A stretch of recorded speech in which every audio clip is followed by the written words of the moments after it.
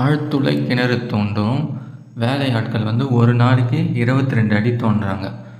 அப்போ எத்தனை நாளில் வந்து 110 அடி தோண்டுவாங்கன்றது தான் கேள்வி. இப்போ ரெண்டுமே இது ஒரே வேலையாட்கள் தான் செய்கிறாங்க. சரியா? அப்போ வந்து என்ன பண்ணலாம் நம்ம?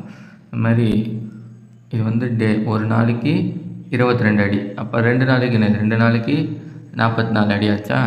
அப்போ 4 நாளைக்கு இது அப்படியே டபுள் ஆகிடும், 98.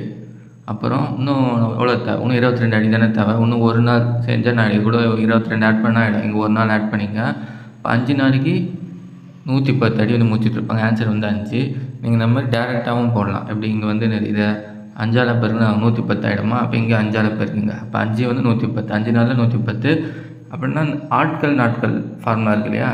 இந்த மாதிரி வேலை ஆட்கள் இருக்காங்க, இவ்வளோ நாளில் முடிக்கிறாங்க. இந்த சம்மந்தமான கேள்வி கேட்டால் இந்த டைம் அண்ட் ஒர்க் ஃபார்முலாவை வந்து நம்ம வந்து சப்ஜெக்ட் பண்ணாலே ஆன்சர் வந்துடும். இந்த பக்கம் இது men days time by work done. இந்த side men days time by work done. அவங்க என்ன வேலை செய்கிறான்றது நமக்கு எந்த டேட்டா இருக்கோ அதை மட்டும் நம்ம வந்து இதில் சப்ஸ்டியூட் பண்ணால் போதும். குறிப்பிட்ட வேலையாட்கள் தான் ரெண்டுத்தையும் சேர்த்து. அப்போ வந்து இந்த M1 M2 வந்து சம்மந்தம் தான். அப்போ வந்து அதை விட்டுடுங்க.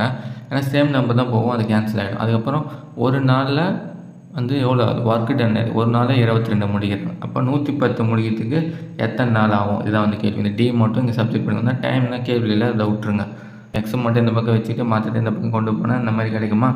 22 டேபிளே ஆச்சுன்னா 5 டைம் வச்சிங்கன்னா ஆன்சர் வந்து 5. இந்த கொஸ்டின் பேப்பரோட மற்ற சம்ஸை பார்க்கணும், டிஸ்கிரிப்ஷனில் இருக்க ப்ளேலிஸ்ட்டை செக் பண்ணி பாருங்கள்.